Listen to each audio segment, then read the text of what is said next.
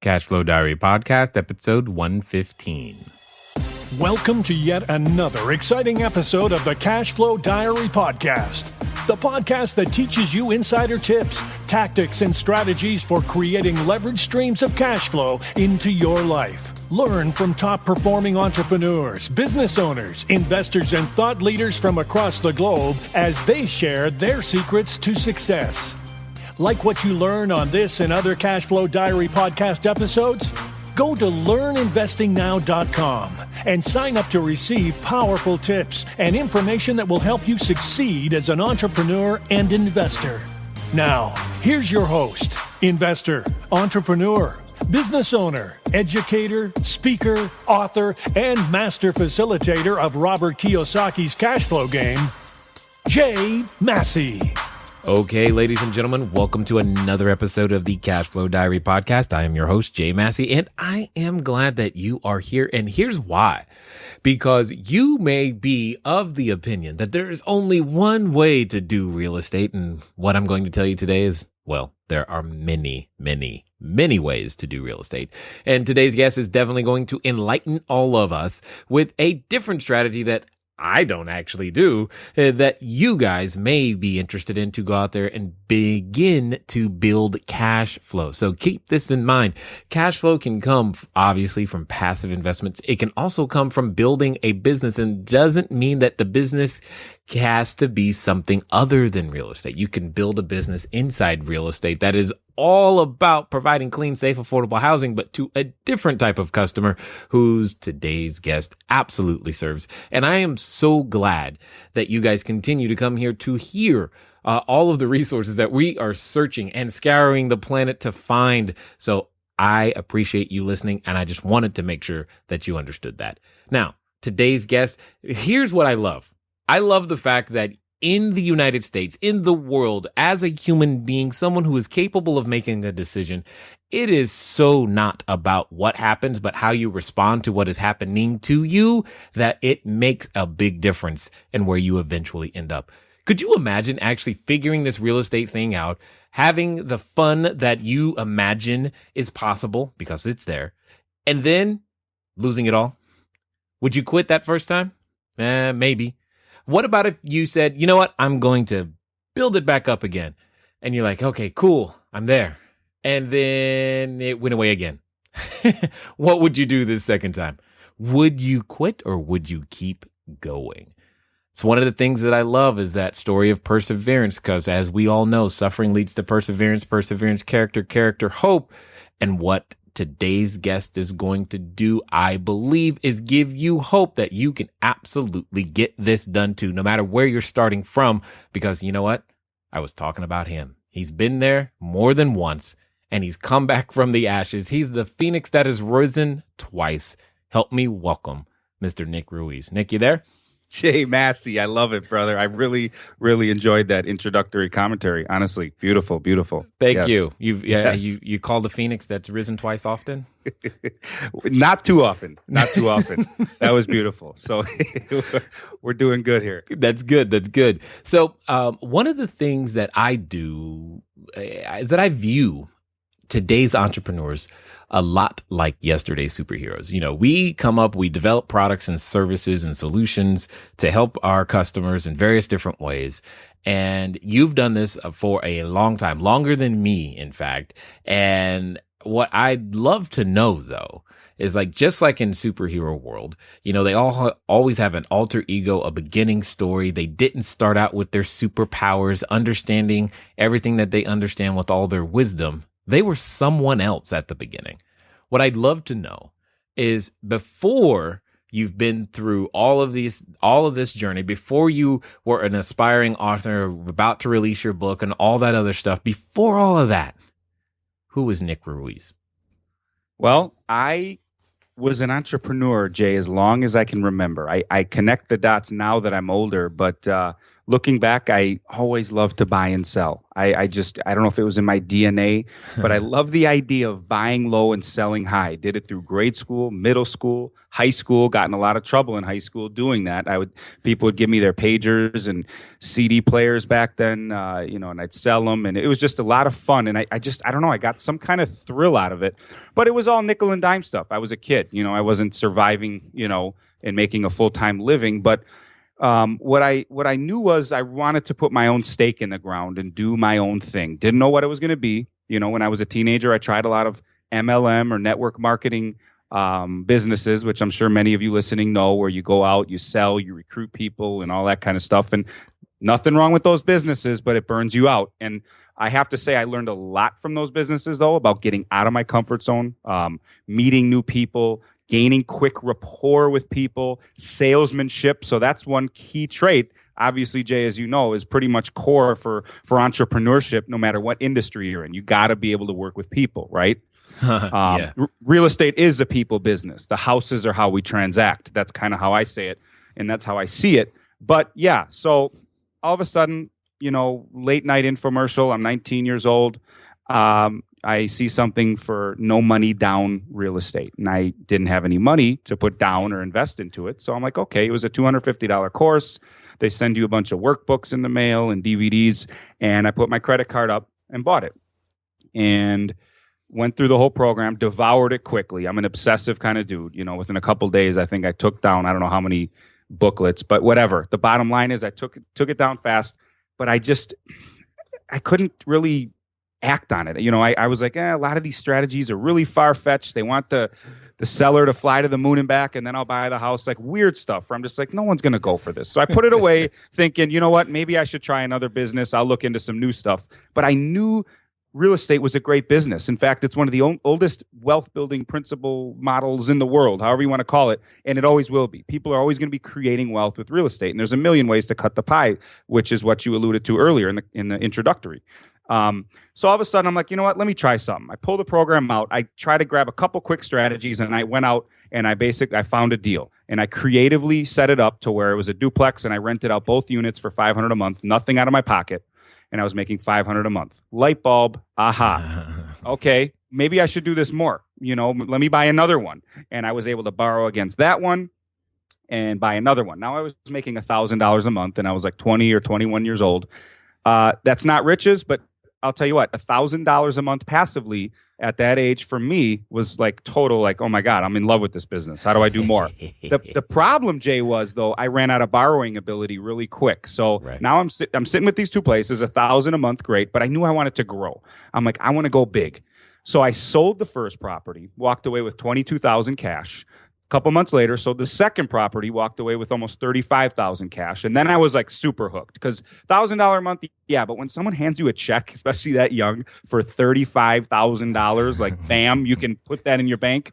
That's like a shot of adrenaline. So from there, I started buying and selling. I bought and sold over 200 properties, created a multi-million-dollar net worth. And then 2008 happened.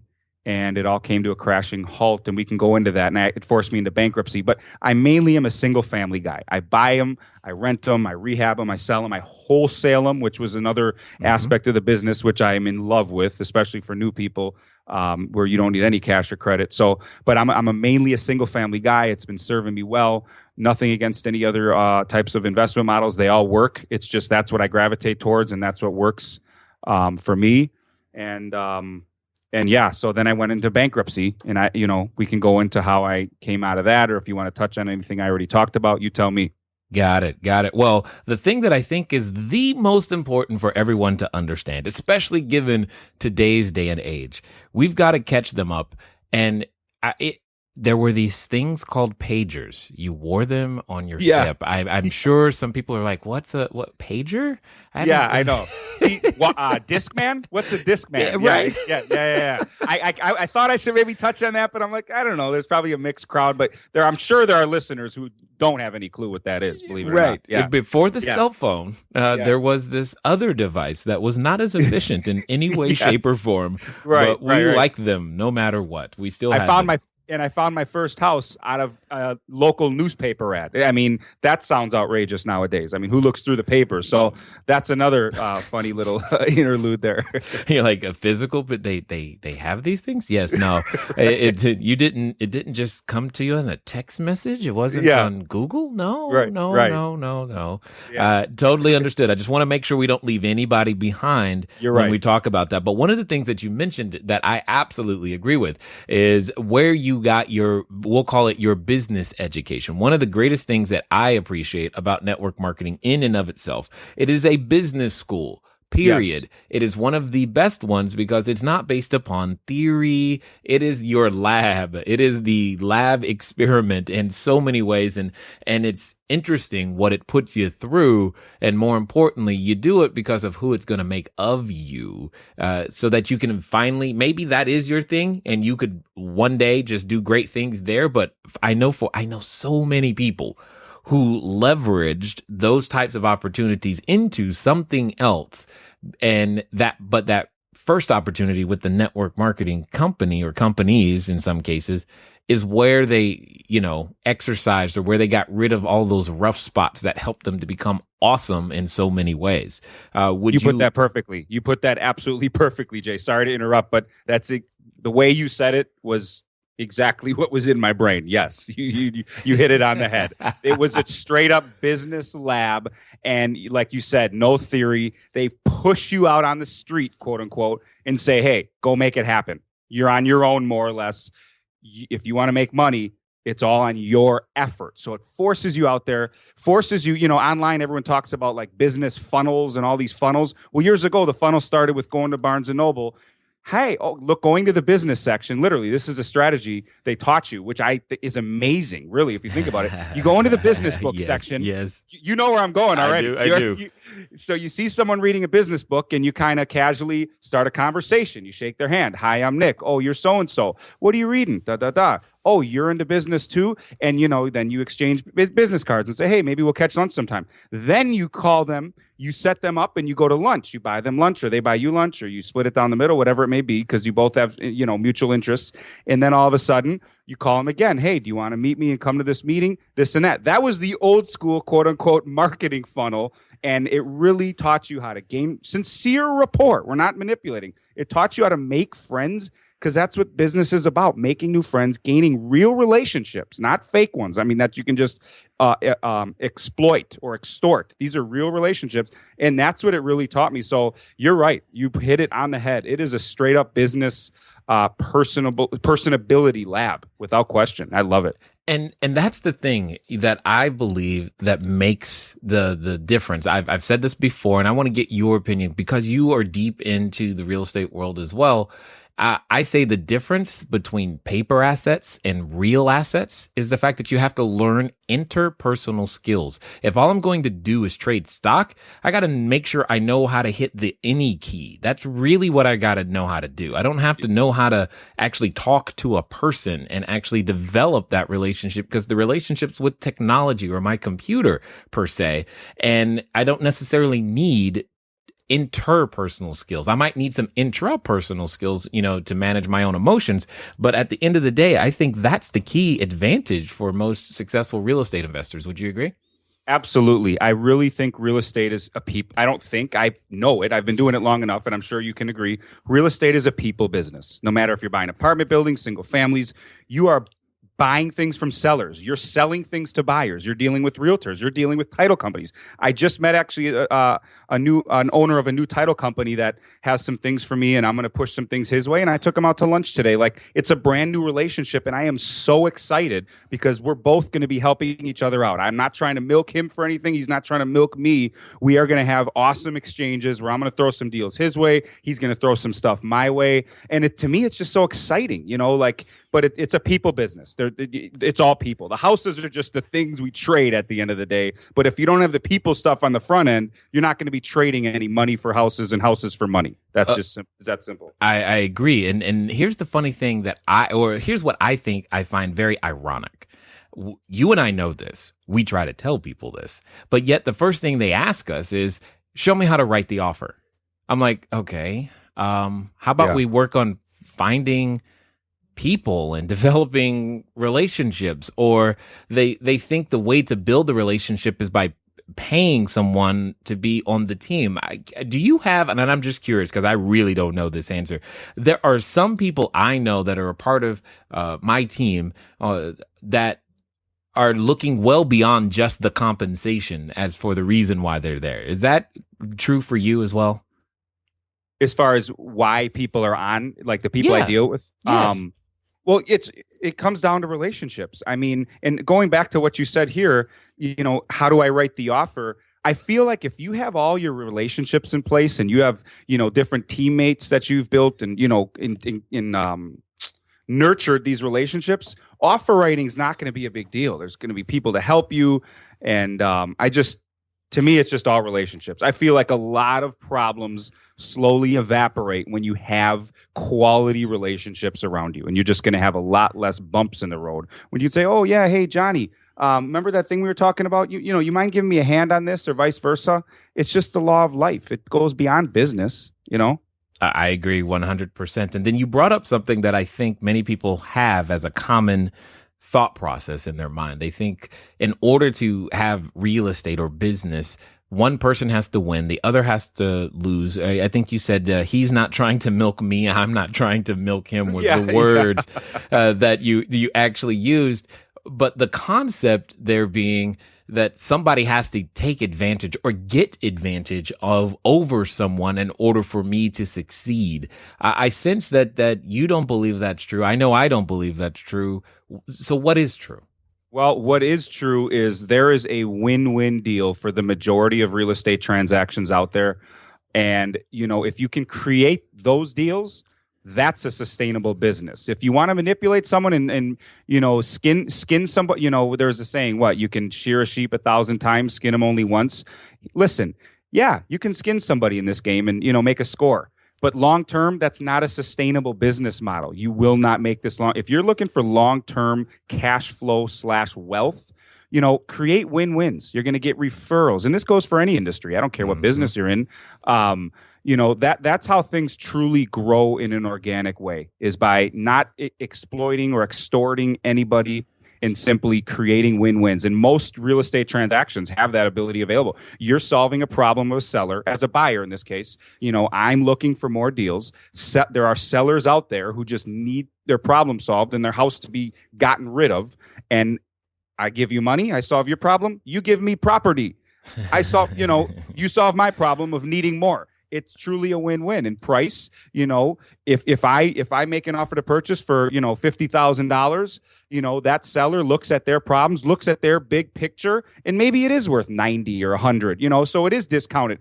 But they're making a decision based off of this global landscape picture that I don't even know about. So maybe they have to move to Florida to help their aunt who's dying. And that $50,000 offer is actually the greatest thing that came their way, so they can move forward in their landscape picture. So in the immediate, it may say, hey, it may look like, there's a huge discount there, which there may be, but that's part of this business. But again, I'm solving a global problem for that seller that may not be apparent. And they wouldn't be signing my contract and pursuing this deal if it wasn't a win for them. So I think that's a really good point, Jay, that you brought up with this. It's not a winner and loser scenario. Again, everyone has this huge picture of their life and their plans and their goals. It's like the stock market, for example. You brought that up. I buy a stock for $5 and someone might have just bought it for $1 yesterday and made $4 off of me. That might look outrageous. That guy just scalped you. No. But this company, I'm not buying it to resell it tomorrow for $9 and make the same kind of money he did. I'm buying it because in 30 years, I know it's going to be worth $40. I mean, that's kind of a nice analogy to approach it. My global picture is different than his immediate picture. And that's why there's so many ways to put together deals, because so many people have different global pictures of what they need and what their goals are, that you can always find things to connect to. That's kind of the way I like to look at it. Nick, I am so glad you said it that way. Because I've tried to communicate that idea a number of times, but this concept of the global picture, we don't know what's going on. I mean, because we're looking at it from our point of view going, you just took advantage of them because that property is quote unquote worth more. Well, it may be it has a higher value, but at that exact moment, it's worth what I'm willing to pay for it and what they're willing to sell it for. And you brought up the greatest point ever. It's not like we're holding a gun to their head saying, sign the contract or else. It's totally voluntary.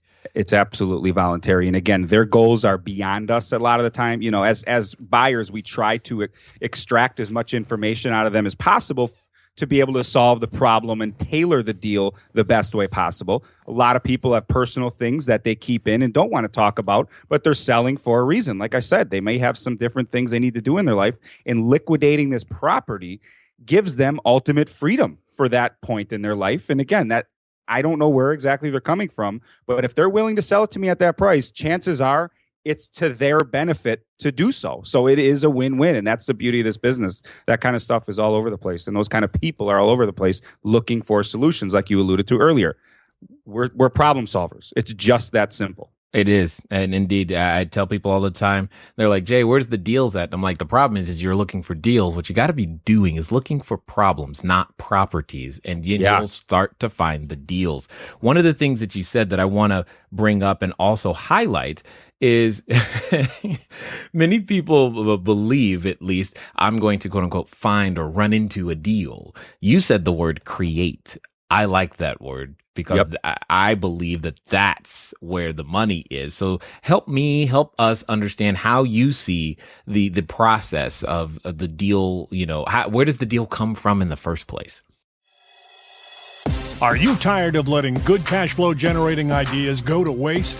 Go to cashflowdiary.com/ready to apply for a complimentary, yes, that means free, one-on-one breakthrough session.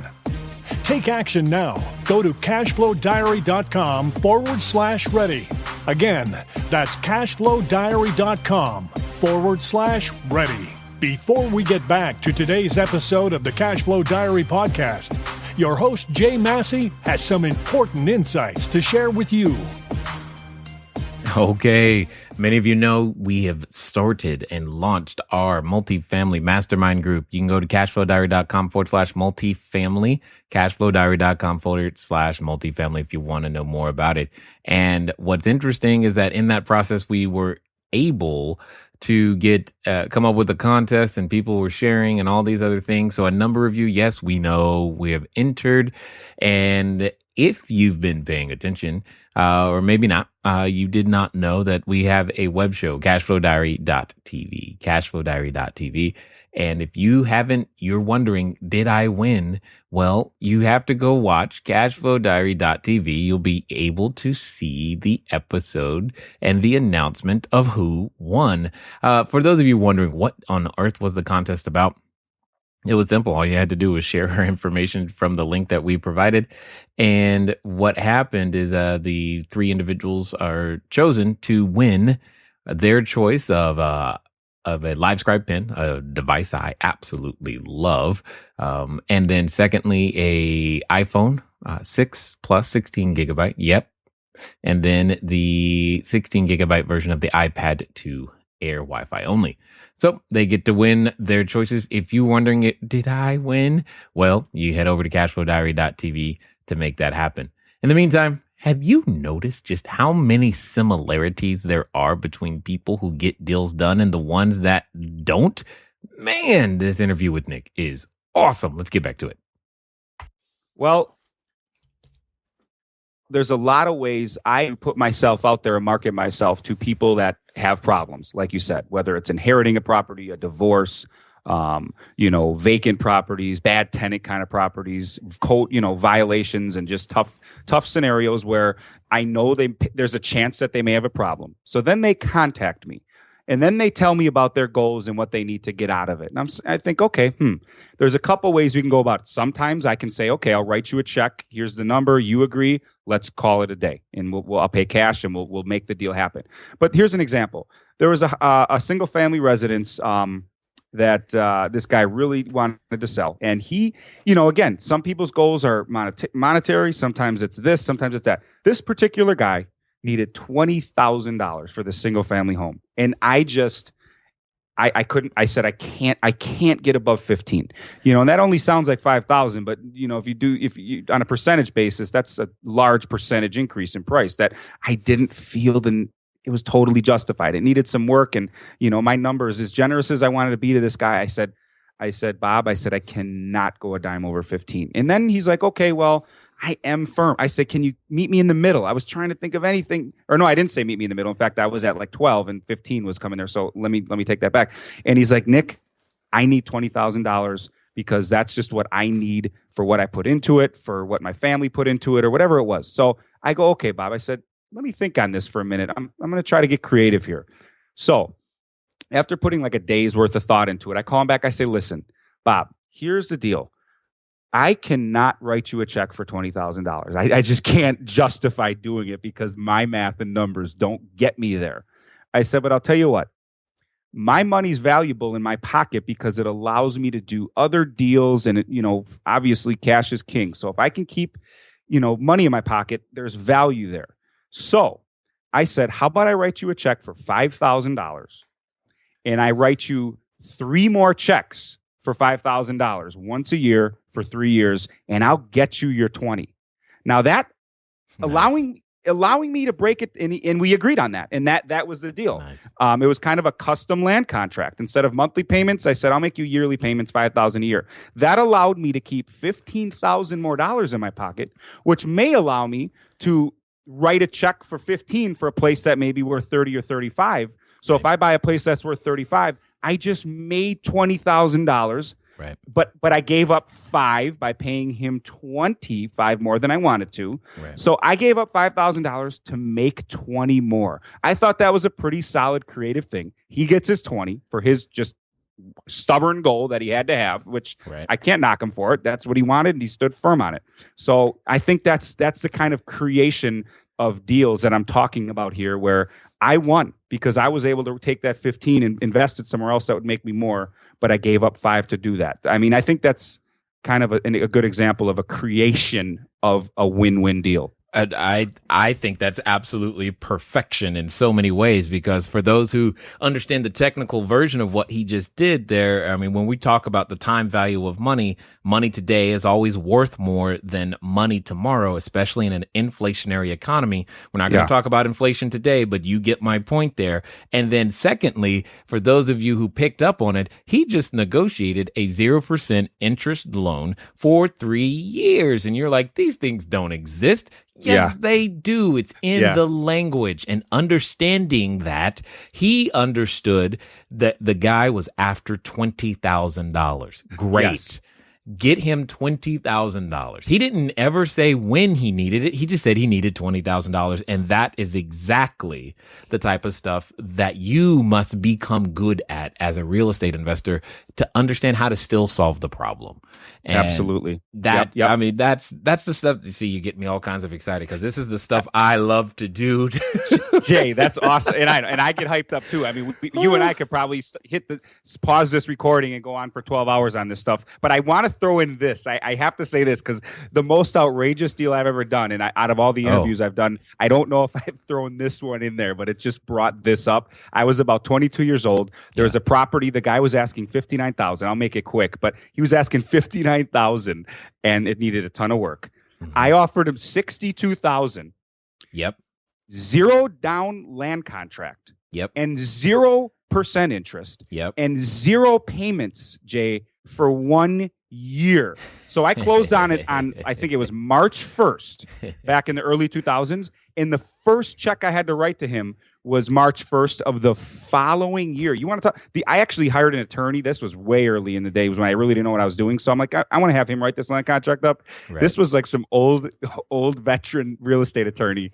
He goes, in all my decades of doing this, I think he's been an attorney for like 35, 40 years in real estate. He's like, of all the deals I've ever seen, I've never seen a seller sign an offer like this. He goes, this is outrageous. But the seller had a goal. I solved that goal and, created a deal that made sense for me and it made sense for the seller. So for those of you listening, like Jay, you just said, there's not many excuses to be made. Creating a win-win deal is possible. It's just look in the right places, and be patient and work with people gain rapport with these sellers. So I just had to throw that in there. I didn't want to go too long on that, but I had to throw that in. That's the stuff that people think is not possible, not probable, that they think is the pie in the sky. Oh, that only happens once in a while. Well, maybe, or it can happen a whole lot to you if you have your marketing on straight. And most importantly, you know when to hear what that sounds like. I love deal creation. We could hit pause and talk for another 12 hours. But let's switch a little bit of gears, because I've got to understand something. I've only been doing this a few years, and we've gravitated. We started out at single family houses, did the wholesaling thing, had lots of those, and did hundreds of deals there, went over to notes. And now we've got, commercial buildings, cell phone towers, and we're building a resort. How on earth can you manage to love single family houses? I got to understand the way you think about this. Okay. Well, there's a lot of reasons. I love singles for, let's start talking about them real fast here. So, number one, no common areas. I deal with nothing. I deal with zero trash, zero common utilities, zero common hallways to vacuum. And again, I'm not knocking those things, because those headaches are paid. You get paid for those headaches when you own those things, because there's profit in owning them. So let me be clear. I in no way don't. I love all the different aspects of real estate. I have friends making fortunes, and like we talked about, there's a dozen ways to cut the real estate pie. Single families for me, though. So let me go back into why I love singles. No common areas, no tenants that can argue with each other, get in fights, complain about each other, and bed bugs, for example. I have a friend who owns a 48-unit building. One tenant brought in bed bugs, all 48 dominoes. I don't know if you've dealt with bed bugs, but it's a very expensive. We had fleas. Okay, bed bugs is a very expensive extermination, especially when you're talking 48 units. I think he paid like $3,000 a month for 16 months or something outrageous. But the point is, no common areas. Another reason, tenants pay all utilities. I pay zero. I pay zero utilities. They pay all heat, electric, water, and everything like that. Okay. Another reason, they never move. I have zero turnover. I mean, I'm talking virtually zero turnover. Tenants don't move. It's a single family. It's their house. Okay. They're always in demand. Where I'm at, they're always in demand. People line up around the block. So it allows me to be extra picky with my tenants, because I know I have the upper hand, because I have this single family gold that everybody wants. Another thing, I love the liquidity. The classic three bedroom single family, I can peddle those anytime I want to, and I'm going to be able to get full retail dollar, because it's going to be Johnny and Sally homeowner who want to move into it. Right. And actually selling them to tenants gives me, the ability to get top dollar. The liquidity of multifamily, 10, 20, 40, 100 unit buildings. Right. You can't put a for sale sign up and, close on it a month later with the buyer at top dollar. Usually it's going to be a savvy entrepreneur. And again, there's a whole different group of fortunes to be made in that world. But what I've just learned is they're very, very liquid. I love the liquidity. If I ever get a little short on cash, hey, I'll peddle these two places, and, now I'm boom through the roof again, or whatever it may be. But and there's more reasons, but I just really here's what I love. I love the very, very autopilot scenario of them for me. And again, many people have mastered the autopilot-ness of multis, but for me, it's so hands-off, because it's their home. I get less repair calls, and if the door creaks, they don't want to bother me, because they know for me to come out there, I might get mad at them, and then I might make them move out of that golden single family that they have. So it's just, I don't want to show units. I don't want to have my manager, anybody. I don't want to constantly be showing units. People don't move. So I have to say, between the zero utilities, not moving, the liquidity, and, there's probably a couple other things. People really make it their home. They plant the garden in back. They have family barbecues there. And that's why I love them. That's funny. You bring up the zero utilities. That was one of my major reasons for switching over to some commercial assets, is to do triple nets, so that I could have some of the same benefits that I've got in the the multifamily space, but also get rid of the utility aspect. So that's triple net's beautiful. Yeah, beautiful. I'm happy there. So that's so funny, because you bring up the stuff that, those are the headaches that we get the privilege of dealing with in my world. Got it. You're a single family guy, and that's cool. And that's one of the things that I want to stress to everybody. Look, this real estate pie, as Nick talks about, it's so huge. You can't even begin to imagine. I mean, Nick could go do another 200-300 deals, and you know what? It wouldn't even show up on a statistic. It just wouldn't. And, but to him personally, oh my God, that's incredible. And that's one of the things that I love, is that when we're out there helping people, we get the privilege of telling them, look, you could go do 100 deals. It's not going to like affect me, because one of the things I get is like, Jay, you're creating all this competition. I'm like, not really. You don't understand. There's so much out there. It's ridiculous. And I know you're doing the same thing. You've got a new a book coming out. So tell us a little bit about what prompted you to write it, what's in it, who's it for, and most importantly, what I'm going to learn when I go through it.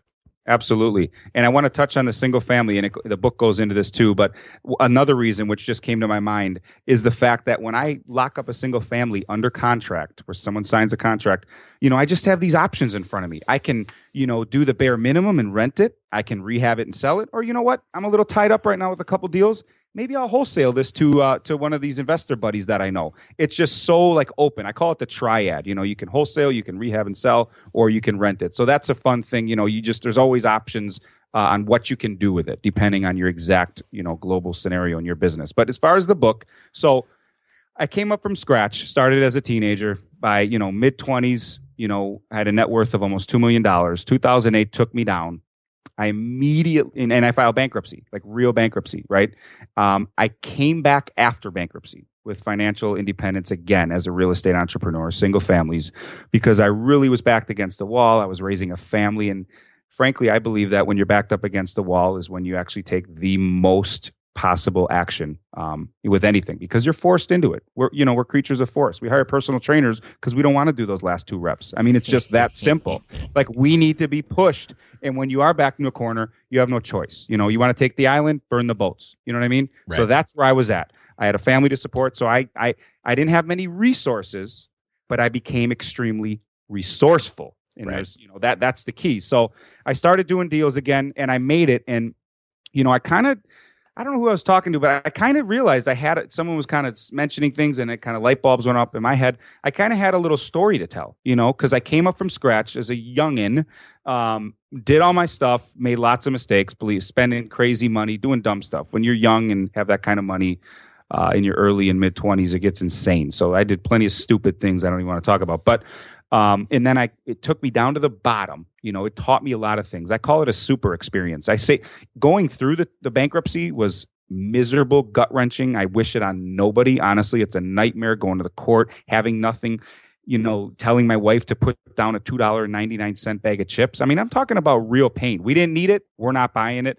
How much are we paying for a gallon of milk? All that kind of stuff. I mean, really, really, really bad. And I'm coming from a place of serious financial abundance. So it hurt extra, extra bad. I was not used to this. So I call it a super experience. I say that bankruptcy was the best experience of my life. And that sounds crazy and controversial, but it actually was, because it way broadened my peripheral, gave me super wisdom on things I never thought I knew about. It just really taught me lessons, and it's a super experience. And the reason I call it a super experience is because as we get older, we go through experiences and we get wiser. That's why all the old people are wise, right? They've gone through way more than the young people have. Well, when you go through a super experience, I feel like it packs in maybe a decade or two of living all in one shot. And that's why I call it that. And it makes sense to me. And that's why I kind of call it that. So the bottom line is, and I came back again. So I'm twice self-made from scratch. Second time was after bankruptcy, when I had less financial resources than probably the majority of the people listening here. Because when you're bankrupt, there's no lower in the financial world. You're at the bottom, credit-wise, money-wise, the whole nine. So most of you listening are probably in better shoes than I was. And I was able to come back. So it's kind of like the ultimate excuse crusher. So I'm like, I got to write. I wrote a book. I'm like, this is my story. This is what I did, And the story isn't all rah, rah, rah, hype motivation, which we all love. It's kind of unique because then I go into the nuts and bolts of how to do your first single family deal. You know, a lot of books either cover the inspiration and motivation, which is great. A lot of books are the nuts and bolts. Here's how to. I put them both into one. You know, I think it was important because, you know, you can get all hyped up at a seminar or something, and then you walk out the front door all hyped up like, wait, scratching your head. Okay, I'm real happy right now, and I know I want to go out and dominate the world, but how do I do that? What's step one, you know, or whatever. So I combine that in the book, and it's called Flip, the Unconventional Guide to Becoming a Real Estate Entrepreneur and Building Your Dream Lifestyle. And you know what? I focus on this, and I have a chapter in the book, Jay, and the last chapter is why I'm not focused on you making millions in quotes. That's my final chapter. And I make it really clear that this book is not cross millions off your list. It's okay to have big dreams, and I want you to have big dreams and goals. But when you're starting and a beginner, thinking about making millions is going to paralyze these initial moves you need to make. Just worry about step one. Step 100 will come. But you got to do 1, 2, 3, 4, 5, 6, 7, 8, 9, 10, 11, down the line first. And I feel like looking at millions, it's such a big number and big picture. Start with one deal. Because guess what? If you can do that first deal, it's rinse and repeat, baby. Like, period. Then you can do a second one, and then you can start scaling. Do your first deal, and that's what this book really focuses on. How do you do your first profitable deal? And you don't need cash or credit to do it, period. And I love it. If I didn't know any better, I'd say we were related. But yeah, I think I kind of get that vibe here too. It's like, yeah, we were connecting here on the same page, big time. Crazy. It's just crazy. But hopefully what that means is that there's commonalities. I mean, you guys, you know the stories. There's commonalities even in our stories. There's commonalities in how we attacked them. There's commonalities in why we took action and what made us do it.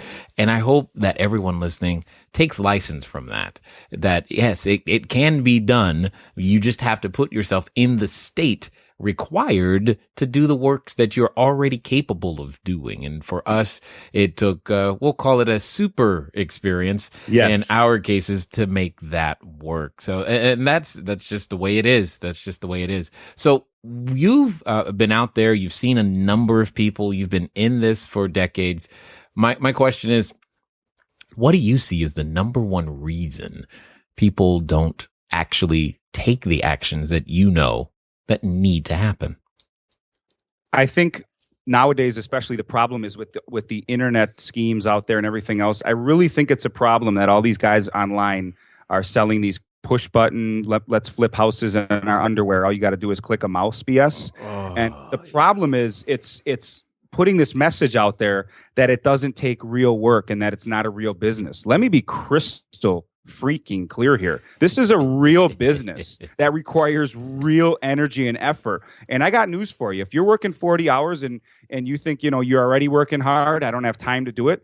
To do this business, you better start stopping watching TV. You need to make sacrifices, especially in the beginning, and put real hours into finding deals, creating deals, developing relationships. This business takes work. Now, the beauty of this business is once you start nurturing these relationships and doing more deals, there seems to be some type of flow where as you grow, things do become easier and smoother. But make no mistake about it, this is a real business that takes real work, but it can be very rewarding. It's extremely fun as you progress, and I'm sure, Jay, it's a blast. And yes, right before you hit record, I told you this week I've had some nightmare headaches that going on, but the global picture is clear. This is a great business. Listen, I haven't missed one of my daughter's field trips. I have 2 daughters. I go to everything. It gives you flexibility. You make your own schedule. I mean, the list goes on and on. I had lunch today with a great new contact, which I mentioned earlier, that owns a title company.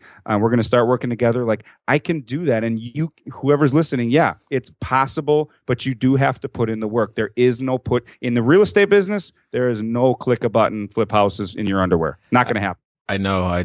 People ask me all the time, what software do I need to find deals? I'm like, you're 2 feet in a networking event. Bingo. Bingo. Yes. Best answer you could have given them. Absolutely. It's like, it just doesn't happen that way. I mean, you're asking the wrong question, buddy, is really the problem. You're asking the wrong question. What is the question they should be asking? Well, number one, not what software should I be using, but the question is, if they're coming to you as like you're a mentor, for example, Jay, where do I start? What's step one? And and that's the thing. They want steps 1 through 20 right away. Like, what's step one? Like, you know what? Let's shake some hands. Forget step 20 and 30. We'll get there, but just let's do step 1. Go out, shake some hands. Hey, I'm Nick. I'm new. I hear you've done some deals, and you don't have to go to the top of the chart. Just find a guy that's done a couple deals and be like, hey, what are you working on? Can I buy you lunch? One thing I've learned in life, if you get interested in them and truly, I'm not saying stroke their ego and put them on a pedestal, but let them know you're sincerely intrigued and interested in who they are, and that you're congratulatory of their success and you're happy for them and you want to buy them lunch or things like that, they're going to open up to you. They may not spill all this quote unquote secrets or whatever, but they like eager new people. It's fun. I mean, Jay, when people come to you for mentorship, just like they come to me, it's a satisfying feeling to know that you are helping someone new. Right. The mentor gets just as much or more out of the relationship than the mentee, believe it or not, for those listening. I believe that. Oh, yeah, absolutely. Absolutely. Which brings up what I think to be a very interesting topic, because one of the things that I get asked a lot, and I'm sure, and I can only imagine you're going to get asked this probably 3 more times today as well, is, they go, Jay, can I do this? And my response has been consistent. I tell people, no, you can't. The version of you standing in front of me can't do this. You need to become a new you, and then yes, you can then execute the strategies and make those things happen. And with that being said, I'm curious, how has personal development even played a role in your growth or the growth of anyone that you've seen or worked with over time? Yes. And by the way, I love what you just said. Your answer is gold. Seriously, I really like the way you put that. I might copy you. I'm not gonna lie. I might steal that from you. That is gold. But yes, personal development. I've been listening to what got me into personal development. I started listening to Tony Robbins when I was a teenager. I'm a fan of the guy. I think he's great. I think he's helped a lot of people, and I like his work. And one thing going back to in my teenage years as in network marketing, they really were heavy on personal development. In fact, one of the companies was called Amway, for those listening, and then it turned into a company called Quickstar, and they were heavy. We had cassette tapes, and we had, they wanted you to listen to one a day, and the obsessive freak that I was, listened to multiple tapes per day. So I got really kind of obsessed with personal development in my teenage years. And yeah, I mean, it's like anything else. You have, if you're not growing, you're dying. You have to be improving or you're going to be falling behind. It's like a muscle or anything else. You got to exercise your mind and your psychology. Your mind's a garden. Weeds are always going to grow. Okay. You have to actively plant the right seeds and prune your garden, because the weeds are passively going to grow without you even trying. And that's a problem, because the weeds are negative thoughts, negative mindsets, pessimism, and things like that. If you want to be optimistic and, have things go your way, I mean, there's no question that people who have a more positive outlook get quote unquote lucky. Now, I'm not one to talk about lucky. Nobody's lucky. Everyone creates their luck. But you know what? People that have an optimistic look and, are friendly and smile to people and create real, genuine relationships, they look lucky. I'm not going to lie. They look lucky. I know they're not, because I know what they're doing to get there. But if you want to be lucky and get lucky on a consistent basis, start looking at things a completely different way. So the way you said you cannot get to where you want to go, you have to change your psychology, mindset, and yourself, and then that person can get there. I love it. I absolutely love it, Jay. Well, and turnabout being fair play, that comment about weeds always growing. Yes, I'll give you credit once. After that, it's all me. So just keep that in mind. Now, one of the things that I love that I think I want to also mention is this obsession that you have, that I think I have, that I think anyone of any import has with consuming others' ideas. And sometimes people think there's no value, to actually consuming others' ideas. And I want everybody to hear that he said they wanted him to listen to one, but that wasn't enough. And when you become, or as you're becoming that person, you develop this appetite for others' ideas. And at the end of the day, all I'm after is one idea. Just give me one from every new relationship, from every new event. It doesn't really matter. I just need one. And as a side note for everyone, cassette tapes are right there with pagers. They were what came before the CD. So if you don't know what that is, then it's okay. We have these devices today. It was long before podcasting. Long before. Yes, exactly. And if you didn't, and to rewind them, sometimes you need to use a pencil. So, hey, if you're old enough, you get me. If not, look it up sometime and have some fun with it. I know, right? They're like, pin a what? Wait, rewind? Rewind. Yes. How do you do that? How do you do that? You can't skip chapters? No, you're right. We don't do that. We don't do that. With all of those things being said, Nick, share with us, if you will, how can we find out more about what you're up to? Do you have anything that would help us become bigger, better, badder investors? You know, what do we want to do? What do you want us to do if we want to reach out to you and find out some more? Well, I have a blog site at alphahomeflipping.com, and I talk about entrepreneurship in general. I talk about real estate entrepreneurship, doing deals, nuts and bolts stuff from my story and journey. And a lot of that stuff I share in email too, if you become an email subscriber. But, you know, really, the book is launching the first week of December. And I want to extend something special here to the Cashflow Diary special audience members. Anyone who buys the book, and I think it's going to be around $19 or something, is going to get $300 in freebies and bonuses. Okay, you just would send me your receipt to nick@alphahomeflipping.com, mention Cashflow Diary, and boom, you'll see what's up from there. But you know, that's the main thing. I really want to truly help people with this book, and not only inspire and motivate them with my story, but then really roll into how to do this. You know, how do you structure the offer? How do you find your buyers? How do you find the sellers that can sell at a discount? How do you line up the title company? How do you actually transact these deals? You know, do you do simultaneous closings? Do you assign the rights over to them?